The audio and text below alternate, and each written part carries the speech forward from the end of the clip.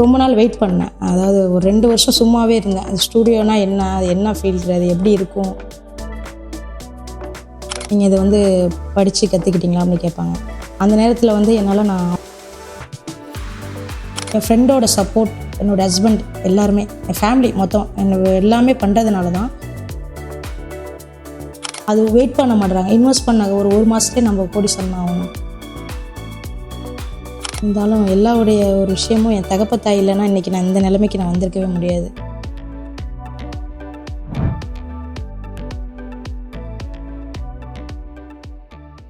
வாழ்த்துக்கள் மேம். உங்களை பற்றி நம்ம நேயர்கள் கூட ஷேர் பண்ணிக்கோங்க.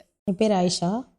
திருவாரூர் மாவட்டத்துலேருந்து புதக்குடிங்கிற ஒரு ஏரியாவில் வந்து ஸ்டூடியோ வச்சுருக்கேன். கிட்டத்தட்ட ஒரு 8 வருஷம் வச்சுருக்கேன். 2வது பிரான்ச் வச்சுருக்கேன் கூத்தானூரில், மேலே பள்ளிக்கு ஆப்போசிட்டில் ஒரு ஸ்டூடியோ இருக்குது. 2 பிரான்ச் இருக்குது எனக்கு.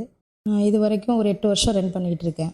இரவுநரில் 15 பேருக்கு இது வரைக்கும் தொழில் கற்றுக் கொடுத்துட்ருக்கேன். யாருமே படிக்காதவங்களுக்கு தான், ரொம்ப கஷ்டப்படுறவங்களுக்கு, அவங்களுக்கு நானாக போகிற இடத்துல உங்களுக்கு தொழில் கற்றுக்க ஆசை இருக்கா, நான் கற்றுத்தரேன் அப்படின்னு சொல்லி ஃப்ரீயாக தான் கிளாஸ் சொல்லிக்கிட்டு இருக்கேன்.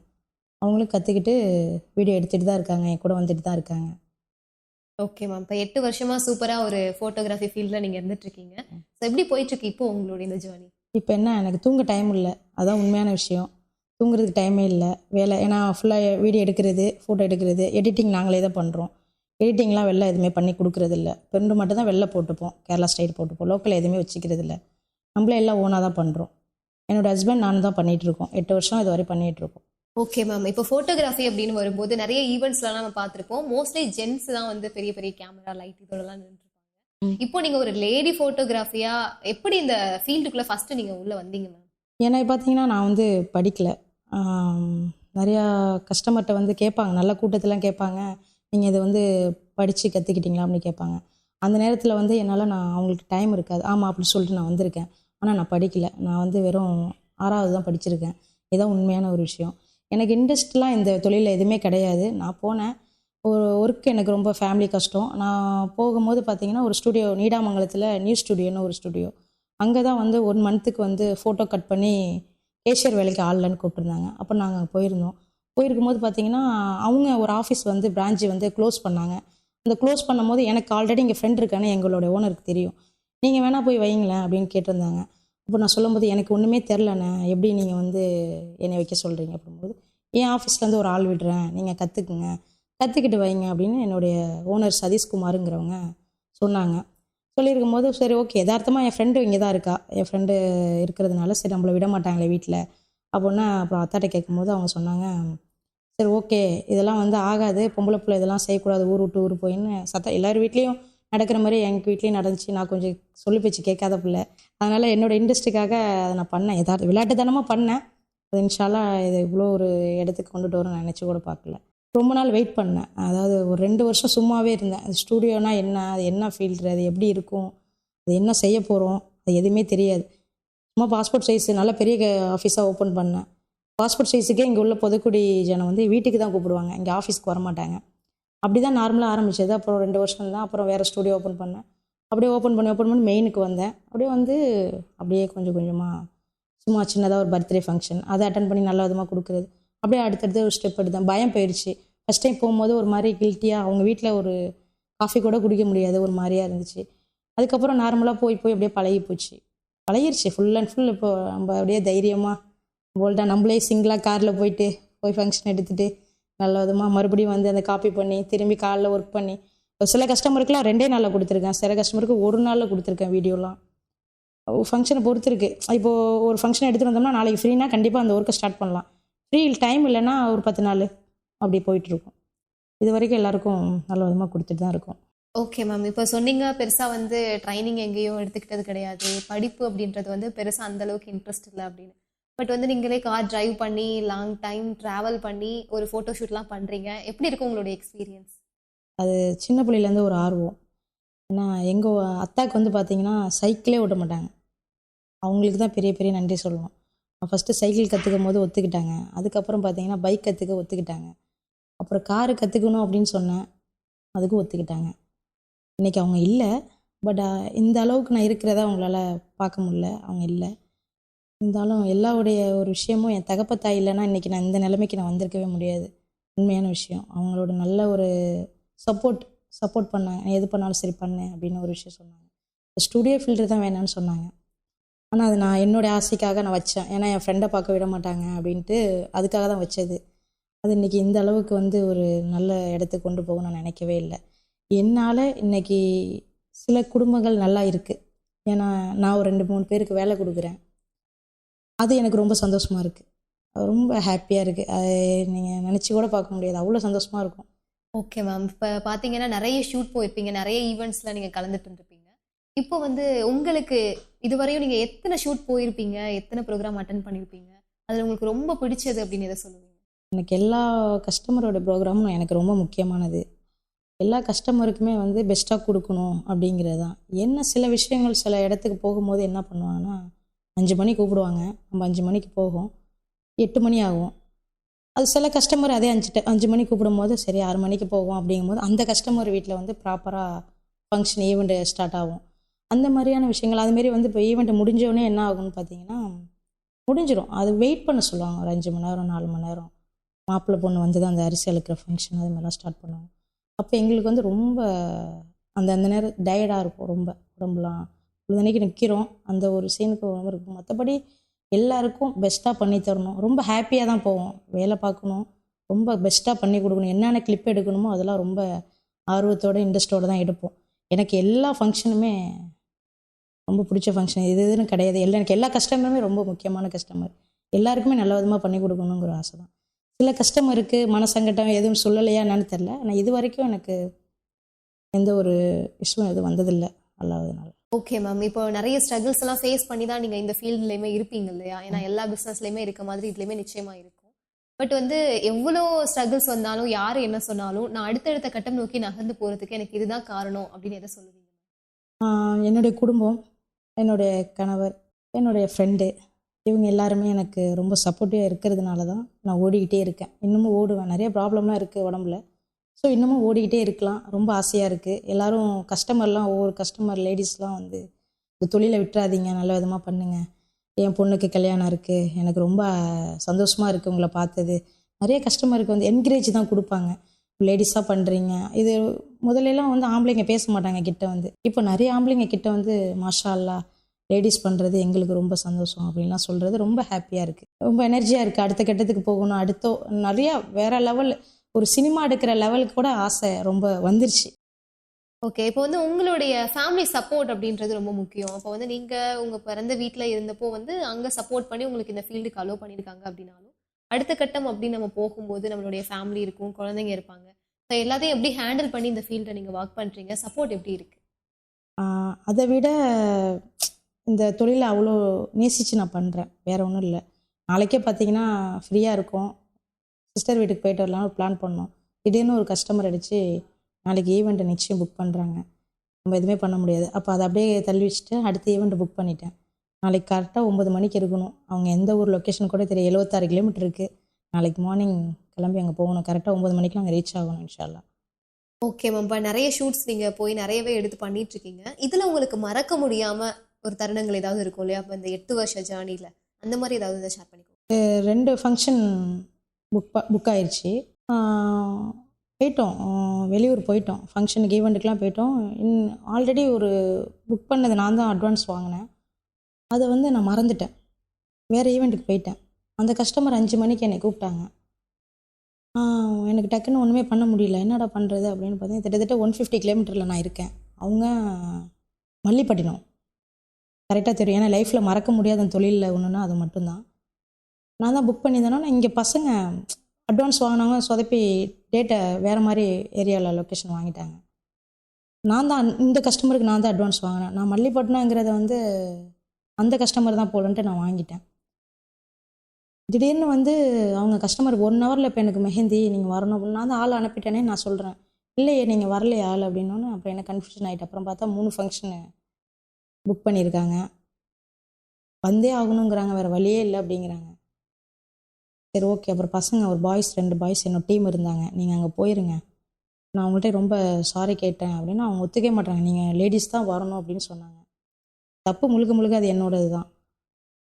வாய்ப்பே இல்லை. டக்குன்னு கிளம்பி பஸ் ஏறி கார் அங்கே போட்டே ஆகணும். ஏன்னா என்னை நம்பி அங்கே 3 பேர் இருக்காங்க. என் காரை நான் போட்டு பஸ்ஸில் ஏறி வந்து அப்புறம் என்னுடைய பிரதர் ஒருத்தவங்களை கூட்டிகிட்டு கரெக்டாக 6 மணிக்கெலாம் அவங்க வீட்டுக்கு ரீச் ஆகி அன்றைக்குள்ளே ஈவெண்ட்டை கொடுத்து இன்னொரு லேடிஸ் வச்சு ஃபுல்லாக ஈவெண்ட் மறக்க முடியாத என்னுடைய தொழிலில் ஒரு விஷயம் அது உண்மையாக அது மட்டும். ஓகே மேம், என்னதான் நீங்கள் ஃபேமிலி சப்போர்ட்டோடையே ஒரு பிஸ்னஸ் பண்ணுறீங்க, ஃபோட்டோகிராஃபி தொழிலில் இருக்கீங்க அப்படின்னாலும் நீங்கள் அந்த ஃபீல்டில் இருக்கிறதுனால உங்களுக்குன்னு சில ஸ்ட்ரகிள்ஸ் சவால்கள்லாம் நிச்சயமாக இருக்கும் இல்லையா? ஸோ அந்த மாதிரி நீங்கள் என்னென்ன சவால்கள் ஃபேஸ் பண்ணுறீங்க, எப்படி ஓவர் கம் பண்ணி வரீங்க? எங்கள் ஊரில் பார்த்தீங்கன்னா புதக்குடி இந்த ஊருக்கு வந்தோடனே என்கிட்ட ஒரே ஒரு ஸ்டில் தான் இருந்துச்சு. மோஸ்ட்லி எல்லாருமே வளர்ந்து வரவங்க எல்லாருமே வந்து கேமரா உடனே வாங்க மாட்டாங்க. எக்ஸ்போசிங் அண்டு வாடகைக்கு கேமரா எடுத்துப்பாங்க. அந்த மாதிரி தான் நானும் என் லைஃப்பில் அது பண்ணிகிட்டு இருந்தேன். அப்போது வந்து பார்த்திங்கன்னா பெரிய ஆர்டர் ஒன்று வாங்கினேன். ஃபஸ்ட் டைம் வந்து 2 ஃபங்க்ஷனு 50,000 புக் பண்ணாங்க. புக் பண்ணிவிட்டு எல்லாம் பண்ணாங்க. எனக்கு கேமராவே இல்லை, எனக்கு எடுக்கவே தெரியாதுன்னு கேன்சல் பண்ணிட்டாங்க. அவங்களுக்கு நிச்சயம் எடுத்துட்டேன். அப்படிலாம் கேன்சல் பண்ணவங்க இன்றைக்கி நிறையா பேர் ஃபங்க்ஷன் வரீங்களான்னு கேட்குறாங்க. அந்த வீட்டு ஃபேமிலியே அதுமாரிலாம் ஸ்டூடியோக்காரவங்களே வந்து நிறையா குழப்பி விடுவாங்க. அந்த ஸ்டூடியோ பேச்சை கேட்குவாங்க. நான் ஒரு 20,000 எடுக்கிறேன்னா 10,000 எடுத்து தராங்குவாங்க. அது மக்களுக்கு வந்து புரிய மாட்டேங்குது. அந்த 10,000 உள்ள குவாலிட்டி தான் ஒருத்தர் 10,000 டிஃப்ரெண்ட்டில் எடுக்கிறான்னா அந்த 10,000 உள்ள குவாலிட்டி தான் கிடைக்குங்கிறது மக்களுக்கு தெரியாது. ஆனால் ஒரு மேரேஜுங்கிறது லைஃப்பில் ரொம்ப ரொம்ப முக்கியமான ஒரு விஷயம். அது என்ன பண்ணாலுமே ஒரு 5 நாளில் நீங்கள் மறந்துடுவீங்க. அந்த டயரியில் எல்லாமே முடிஞ்சிடும். ஆனால் நாங்கள் கொடுக்குற அந்த 10 நாள் கழித்து அந்த ஆல்பத்தை வீடியோவை அதை பார்க்கும்போது உங்களுக்கு அவ்வளோ சந்தோஷமாக இருக்கும். நாங்களும் அதை வந்து அவ்வளோ ஆசையாக கொடுப்போம். ஒரு கஸ்டமர் என்ன சொல்லுவாங்க, எப்படி இருக்குன்னு சொல்லுவாங்க. நான் சில கஸ்டமர்கிட்ட எதிர்பார்ப்பேன். ஏன்னா அவங்களுக்கு ஹார்ட் ஒர்க் பண்ணி நம்ம கொடுக்கும்போது அவங்க ஏதாச்சும் ஒன்று சொல்லணுமே அப்படின்னு நினைக்கும். அடுத்த கஸ்டமருக்கு பண்ணும்போது கொஞ்சம் என்கரேஜாக இருக்கும். அதனால் வளர்ந்து வரவங்க எல்லாருக்குமே மற்றவங்க நிறையா இருக்கும், நிறையா போட்டிகள். அது நம்மள்கிட்ட ஒன்றுமே தெரியாது. இப்போ என்கிட்ட சொன்னாங்க எனக்கு கேமராவே எடுக்க தெரியாது, என்கிட்ட ஒன்றுமே இல்லைன்னு சொன்னாங்க.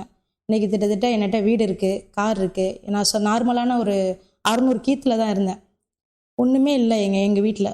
எங்கள் அப்பா அம்மாலாம் ரொம்ப இல்லாதப்பட்டவங்க தான். இன்றைக்கி வந்து பார்த்திங்கன்னா என்னகிட்ட எல்லாமே இருக்குது.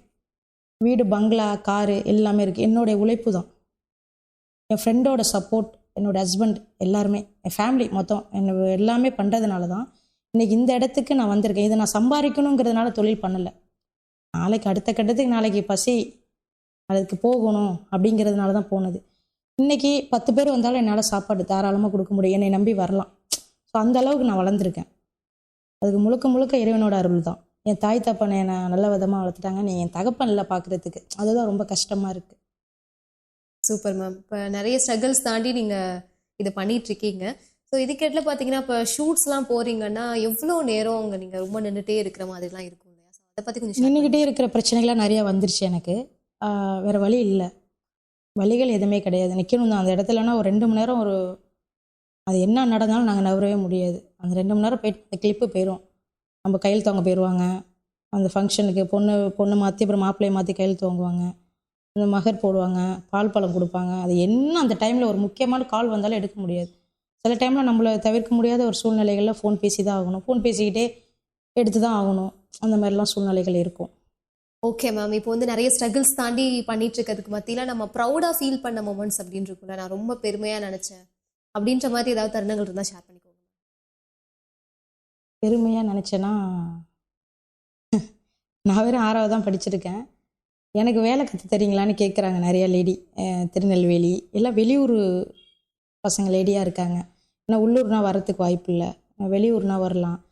அப்போ எனக்கு கற்று தரீங்களாக்கா, எனக்கு நிறைய இன்ட்ரெஸ்ட் இருக்குது, எனக்கு கற்று தருவீங்களா அப்படின்னு கேட்கும்போது அது நான் நினச்சி பெருமையாக நினச்சிருக்கேன். நம்ம ஒன்றுமே படிக்கலை, நம்மளை இறைவன் வந்து இந்த அளவுக்கு வந்து கற்றுக் கொடுத்துருக்கேன். நிறைய பிள்ளைங்களுக்கு கற்றுக் கொடுத்துருக்கேன், கற்றுக்கிட்டு இருக்காங்க, என்னக்கிட்டே வேலை பார்த்துட்டு ஒர்க் பண்ணிட்டு தான் இருக்காங்க. அது கொஞ்சம் ரொம்ப ரொம்ப ரொம்ப பெருமையான விஷயம் நான் நினைக்கிறேன். Okay ma'am. இப்போ இதுவரையும் நம்மளுடைய அதிரை எஃப்எம் மகளிர் மட்டும் நிகழ்ச்சியில் உலக ஃபோட்டோகிராஃபி தினத்தில் கலந்துக்கிட்டு நிறைய நல்ல விஷயங்கள் உங்களுடைய பிஸ்னஸ் பற்றியும் நிறைய எங்கள் கூட ஷேர் பண்ணீங்க. இப்போ அதிரை எஃப்எம் மகளிர் மட்டும் அப்படின்ற இந்த நிகழ்ச்சிக்காக நீங்கள் ஒரு விமன் அப்படிங்கிற அடிப்படையில் மற்ற பெண்களுக்கு என்ன சொல்ல நினைக்கிறீங்க? ஒரே விஷயந்தான், உங்களுக்கு என்ன பண்ணணும்னு தோணுதோ அதை பண்ணுங்க. உங்களுக்கு பண பிரச்சனையாக இருந்துச்சுன்னா ஃபஸ்ட்டு ஒரு வேலையை கற்றுக்குங்க. கற்றுக்கிட்டு அதுக்கப்புறம் சில பேர் என்ன பண்ணுறாங்கன்னா ஒன்றுமே தெரியல, மற்றவங்க பண்ணுறாங்கன்னு சொல்லி அதில் ஒரு நிறைய இன்வெஸ்ட் பண்ணி அது வெயிட் பண்ண மாட்டுறாங்க. இன்வெஸ்ட் பண்ண ஒரு மாதத்துலேயே நம்ம கோடீஸ்வரன் ஆகணும், லட்சாதிபதி ஆகணும், அந்த கடத்தை அடைச்சிடணும் அப்படின்னு நினைக்கிறாங்க. கடன் முழுக்க முழுக்க வாங்கவே கூடாது. நம்மளால் அந்த தகுதிக்கு மீறி இருந்துச்சுன்னா நம்ம ஃபஸ்ட்டு வெயிட் பண்ணணும்.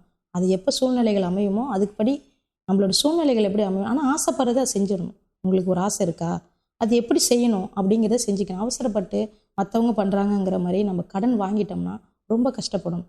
கடன் வாங்காமல் ஸ்டூடியோ பிஸ்னஸே பார்த்தீங்கன்னா எல்லாமே இருக்குது. இப்போது சொந்தமாக கேமரா வைக்கிறவங்க தான் வந்து ஸ்டூடியோ பண்ணணும்லாம் கிடையாது. நீங்கள் நல்லா வளர்ந்து வந்துட்டிங்கன்னா எக்ஸ்போசிங்கே கூப்பிடலாம், கேமரா வாடகைக்கு எடுக்கலாம்.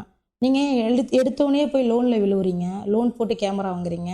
கேமரா வாங்கி நீங்கள் ஃபஸ்ட்டு யாருன்னே தெரியாது, யாருன்னே தெரியாமல் நம்மளுக்கு எதுவுமே தரமாட்டாங்க. நீங்கள் ஃபஸ்ட்டு ரீச் ஆகுங்க, ஒரு 4-5 ஃபங்க்ஷனுக்கு போங்க, ஒரு ஸ்டூடியோக்கு போய் வேலைக்கு போங்க, அவங்க என்ன பண்ணுறாங்கன்னு கற்றுக்கங்க. கற்றுக்கிட்டு மேலும் மேலும் எந்த தொழிலாக இருந்தாலும் பரவாயில்ல, மேலும் மேலும் கற்றுக்கிட்டு அது எவ்வளோ ப்ராப்பராக பண்ண ஒவ்வொரு விஷயத்துலையும் ஒரு அனுபவம் இருக்குது. பண விஷயத்தில் மீண்டு வர முடியாது, எல்லா விஷயத்துலையும் வந்துடலாம். அதனால் கடன் வாங்காமல் எவ்வளோ நம்ம உழைப்பால் என்ன பண்ண முடியுமோ, நம்ம சுற்றி பேக்ரவுண்டில் அதை என்ன பண்ண முடியும், இதை விற்றா இதை வாங்கிக்கலாம், இதில் போட்டால் கண்டிப்பாக கிடைக்குன்னா அதை செய்யுங்க. நான் வெறும் ஒரே ஒரு பவுன் நகையில் வச்சு தான் இன்றைக்கி இந்த அளவுக்கு ஒரு 65 லட்சம் சம்பாரிச்சிருக்கேன், இந்த ஒரே ஒரு பிஸ்னஸில் தான். அப்போ நான் எவ்வளோ பெரிய, நான் யோசிக்கவே இல்லை இது வந்து எப்படி பண்ணணும், இது எப்படி செய்யணும், யாரும் எனக்கு கற்றும் கொடுக்கல. இது நானாக விழுந்து சில விஷயங்கள் எனக்கும் தவறு நடந்திருக்கும். ஆனால் அது அடுத்தது வந்து நானாவே சரி பண்ணியிருக்கேன். அது என்னுடைய திறமையில் நான் வந்துட்டேன். எல்லாரும் என்ன மாதிரியே திறமையாக இருக்குன்னு நான் சொல்லலை. அவசரப்படாமல் கடன் வாங்காமல் அது ஒரு சின்ன ஒரு வேலையாக இருந்தாலும், ஒரு டீ கடை வைக்கிறதா இருந்தால் கூட அது பொறுமையாக நிதானமாக எந்த இடத்துல வைக்கலாம், இந்த இடத்துல வச்சா நல்ல விதமாக போகுமா, செய்யலாமா, எந்த தொழிலை வேணாலும் பண்ணுங்கள், உங்களுக்கு என்ன பிடிக்குதோ அதை செய்யுங்க, தவறு கிடையாது. ஆனால் அவசரப்பட்டு கடன் மட்டும் வாங்காதீங்க. கடன் வாங்கிட்டால் அது மீள முடியாது. இது உண்மையான ஒரு விஷயம். எல்லா மக்களுக்கும் நான் அதுதான் சொல்ல விரும்புகிறேன். என்ன வேணாலும் ஆசைப்படலாம், நம்ம எந்த இடத்துக்கு வேணாலும் போகலாம், அது நம்மளோட கையில் இருக்குது. நம்ம தான் முடிவு பண்ணணும் நம்ம எந்த இடத்துக்கு போகணும்னு. அது யாருமே நம்மளுடைய கணவரோ நம்மளுடைய அத்தா அம்மாவோ நம்ம எந்த இடத்துல நமக்கு எவ்வளோ திறமை இருக்குன்னு அவங்களுக்குலாம் தெரியவே தெரியாது. நம்மளை விட்டால் தானே தெரியும். என்னை விட்டாங்க, இன்றைக்கி நீங்கள் எல்லோரும் சொல்கிறீங்க, நீங்கள் எல்லோரும் பார்க்குறீங்க. இது என்ன மாரி விடாத பொண்ணுங்க எத்தனையோ பேர் இருக்காங்க, அவங்க யாருக்குமே தெரியாது. அவங்கவுங்களே விடுங்க. அதனால வந்து எல்லா தாய் தப்பனும் எல்லாத்துக்கும் விடணும்னு சொல்ல. சில பேருக்கு வந்து பிடிக்காத விஷயங்கள் இருக்குது, அது செய்ய தான் கூடாது. அது வேணான்னா அது வேணாதான். சில விஷயங்கள் அவங்களுக்கு ஆசைப்படுறது அது தாய் தப்பன் செய்யணும். நல்ல கணவனாக இருந்தால் கண்டிப்பாக அவங்களுடைய ஒய்ஃபோட ஆசையை வந்து நிறைவேற்றுவாங்க. என்னுடைய கணவன் கண்டிப்பாக என்னை இவ்வளோ தூரத்துக்கு கொஞ்சம் ஃப்ரீனஸ் கொடுத்து அவங்க சப்போர்ட் பண்ணாங்க. என் கணவனோட ஃபேமிலி சைடுமே ஃபுல் சப்போர்ட்டு தான், என்னை எதுவுமே சொல்ல மாட்டாங்க. ஸோ அதுமாரி சப்போர்ட் நம்பணும். ஃபஸ்ட்டு ஒரு லேடியாக இருந்தாலும் ஃபேமிலியில் உள்ளவங்க ஃபஸ்ட்டு நம்பினா மட்டும்தான் அவங்க ஜெயிக்க முடியும். அதுக்கு முழுக்க ஃபஸ்ட்டு ஃபேமிலி, அவ்வளோதான். எனக்கு ஃபேமிலி இருந்துச்சு, முழுக்க என் ஃப்ரெண்டு நூருல் ராஜுக்கான ஒரு ஃப்ரெண்டு. ஏன்னா நான் நீடாமத்துலேருந்து புதக்குடியில் வந்து பிராஞ்சில் வந்து ஒரு 8 வருஷம் ஒரு பொண்ணாக இருந்து ரன் பண்ணணும்னா சாதாரண விஷயம் இல்லை. ஃப்ரெண்டு சப்போர்ட் இல்லாமல் பண்ண முடியாது. ஓகே மேம், இப்போ வந்து ஃபோட்டோகிராஃபிக்கு வந்து நிறையவே ட்ரைனிங் கொடுத்துட்ருக்கேன் அப்படின்னு சொன்னீங்க. இப்போ உங்களை ட்ரைனிங் வந்து ஃப்ரீயாக கொடுத்துட்ருக்கீங்களா, அல்லது அதுவும் காஸ்ட் அமௌண்ட் அந்த மாதிரி இருக்கா மேம்? ஃப்ரீயாக தான் சொல்லி கொடுத்துட்ருக்கோம். இது வரைக்கும் நம்ம இந்த தொழிலை கற்றுக் கொடுத்து யார்ட்டையும் அமௌண்ட் எதுவுமே வாங்கினதில்லை. முழுக்க அந்த படிக்காதவங்க நிறைய பேர்லாம் வந்து பார்த்திங்கன்னா, நம்ம சாப்பிடும் போது சாப்பாடு வைப்பாங்க, கேட்ரிங் வேலைக்கெலாம் பொண்ணுங்க போகிறாங்க, படித்தவங்க போகிறாங்க. ஸோ அந்த மாதிரிலாம் இல்லாமல் இதுமாதிரி நல்ல ஒரு தொழிலாக கற்றுக்கிறதுக்கு ஃப்ரீ கிளாஸ் தான். அவங்கன்னு இல்லை, சும்மா 10 பாத்திரம் தேய்க்கிறவங்க கூட அவங்களுக்கு கூட நான் கேமரா கொடுக்க ரெடி. நான் வந்து எல்லா பெண்களாக எல்லாருமே ஏதோ ஒரு தொழிலை கற்றுக் கொடுக்கணுன்னு ஒரு ஆசையோடு தான் இருக்கேன். முழுக்க எல்லாருக்குமே ஃப்ரீ கிளாஸ் தான். என்னோடய காண்டாக்ட் நம்பர் இன்ஸ்டாவில் இருக்குது. ஓகே, எல்லாருமே காண்டாக்ட் பண்ணி இன்ஷால்லா கற்றுக்கலாம், ஒன்றும் பிரச்சனை இல்லை. ஓகே மேம், இப்போ ஃபைனலாக நம்ம அதிரை எஃப்எம்க்கும் அதிரை எஃப்எம் நேயர்களுக்கும் என்ன சொல்ல விரும்புகிறீங்க? உங்களுக்கு ஃபஸ்ட்டு நன்றி. நீங்கள் என்ன ரொம்ப நாள் கேட்டுட்டு இருந்தீங்க, உங்களுக்கு இன்றைக்கி தான் டைம் கிடச்சிச்சு. இந்த மாதிரி நிறையா லேடிஸ் வந்து நிறைய பேர் எவ்வளோ சாதிச்சுட்டு இருக்காங்க, எல்லாம் ஒரு பெரிய சாதனை கிடையாது. அவங்க எல்லாருக்கும் ஃபஸ்ட்டு வெளியில் வரணும். இதுமாரி மக்கள் எல்லாம் போய் நிறையா வீடியோ எடுத்து இன்ஷால்லா கண்டிப்பாக போடுங்க. அதிரை எஃப்எம்க்கும் பெரிய நன்றி. நீங்களும் பெருசாக வளரணும்னு நான் ஆசைப்பட்றேன். Thank you so much. ஓகே, நன்றி.